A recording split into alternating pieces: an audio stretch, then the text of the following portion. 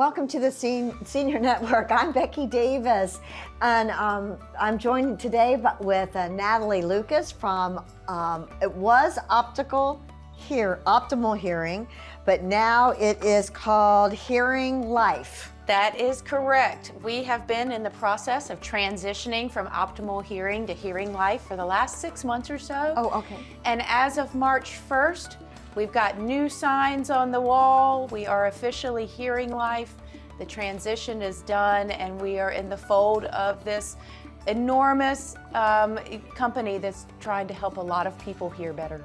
Well, and you know what? Sometimes people put off change, but it sounds like this change is a good thing, and things are moving along well for you. It's a great thing for our patients, just getting more access to more offices all over the country. You know, we don't have a population here that is very sedentary. So many people go up north for the summer. So many people travel a lot.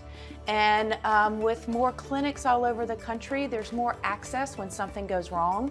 So it's a great thing for our patients. And how can they find you? I mean, it's still, it's obviously a different website now? Yes, we're HearingLife.com. Okay. And I still have the same offices in the same location, just new name. One in Plantation Park in Bluffton. Okay. And the other's over by the hospital in Hilton Head. Oh, perfect. So, you know, we're not rewriting the book per se, but we're offering more and more access and more high technology to our patients. That's wonderful. And you know, as technology changes, but also as the growth of our area grows, you have to be able to reach out to more and more people.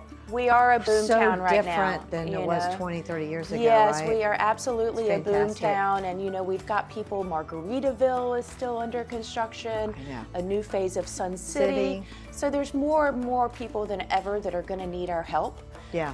And we're there to kind of serve and take care of them. And I like how that concentration near the hospital too. It makes it so easily accessible. It is. You know that area so well. It's very important because we have so many patients that don't want to cross the bridge. Right. So having that access for our Hilton Head residents is enormously important. Perfect.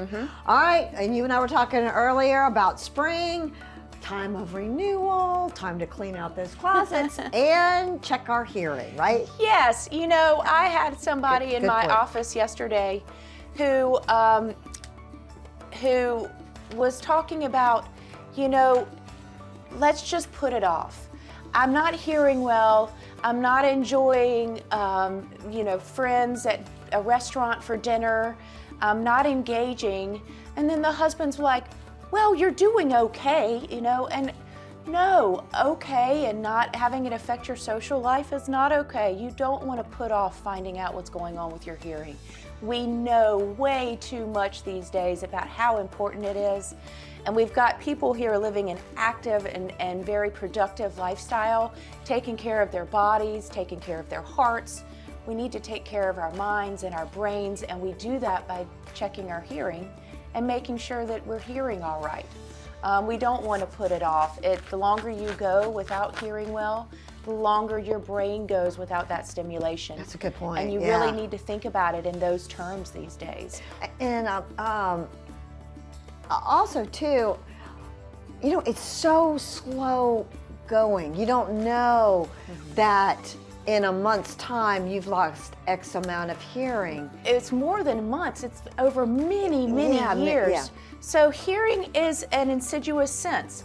You don't know what you're missing. It creeps up on you, and then one day you find yourself struggling at the Mexican restaurant to hear your friends, or somebody's complaining you turned up the TV too much.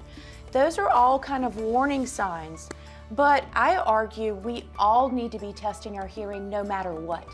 Yeah, and that's what is, you know, I think really is going to change the game for people is when we start paying attention to our ears like we do our eyes. Yeah. And our heart and every other important body part. Let me tell you something, we stopped losing, you know, our sense of taste.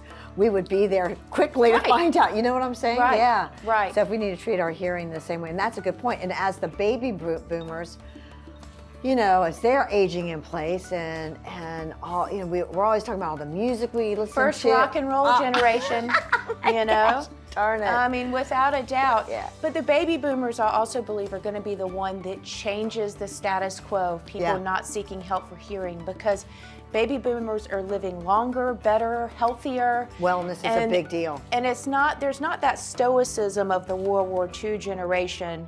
People want to take care of their senses, people want to take care of their bodies, and people want to stay engaged. So I think they're going to be the more proactive generation in doing something about their hearing. Natalie, what a great conversation. And from your lips out to the audience where people come in and get their hearing checked. Call us at HearingLife, get it tested. That's right. Great conversation. Thanks again. I look forward to seeing you again next time. Thank you. You're watching the Senior Network, and we'll be right back.